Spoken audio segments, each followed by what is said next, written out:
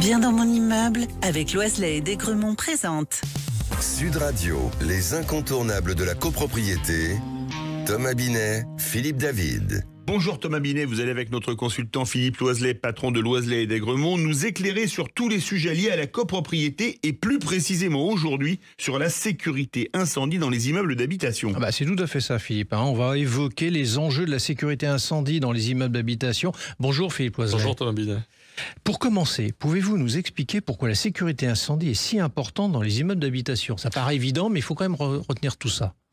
Quand on réalise que dans les immeubles d'habitation vivent en général de nombreuses personnes sur plusieurs étages, il apparaît que les risques de propagation rapide du feu, de fumée toxique et de panique sont élevés. Assurer une sécurité incendie adéquate permet de protéger les biens, mais surtout permet de sauver des vies. Il est donc essentiel d'avoir des systèmes de prévention et de protection efficaces, bien entretenus, conformément aux réglementations en vigueur. Alors quels sont les éléments clés d'un bon dispositif de sécurité incendie dans ce type d'immeuble ?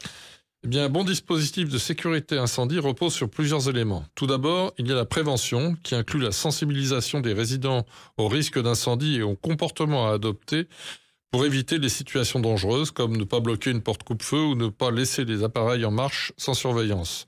Ensuite, il y a des équipements de protection tels que les extincteurs, les alarmes incendie, les portes coupe-feu, les plans de sécurité, les blocs secours et les systèmes d'évacuation de fumée. Enfin, la formation des occupants et du personnel sur les procédures à suivre en cas d'incendie est essentielle pour une évacuation efficace et en sécurité. Alors Philippe, justement, en parlant d'équipements, comment s'assurer que ceux-ci sont toujours en bon état de fonctionnement ?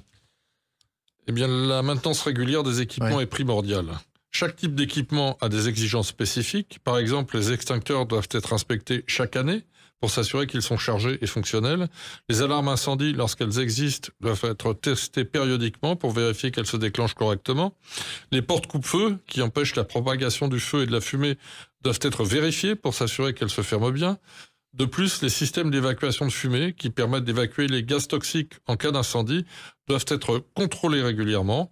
Il est crucial de suivre un calendrier de maintenance et de faire appel à des professionnels certifiés pour ces vérifications. Alors, vous venez de mentionner quand même l'importance des contrats d'entretien. Pouvez-vous nous en dire un peu plus sur la gestion de ces fameux contrats ? Bien sûr, les contrats d'entretien passés à des entreprises spécialisées couvrent la maintenance et la mise à niveau des équipements de sécurité incendie.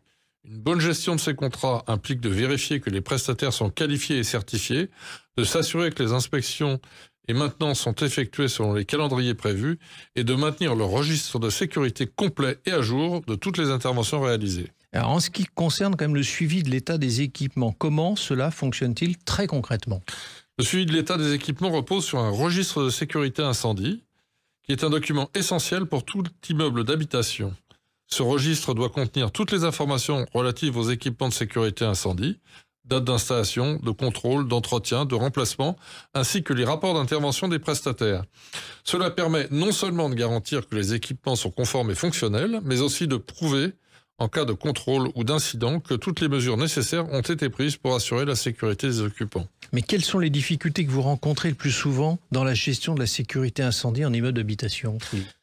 L'une des plus courantes est le manque de sensibilité des occupants sur le sujet. Beaucoup de résidents ne réalisent pas son importance, jusqu'à ce qu'un incident survienne.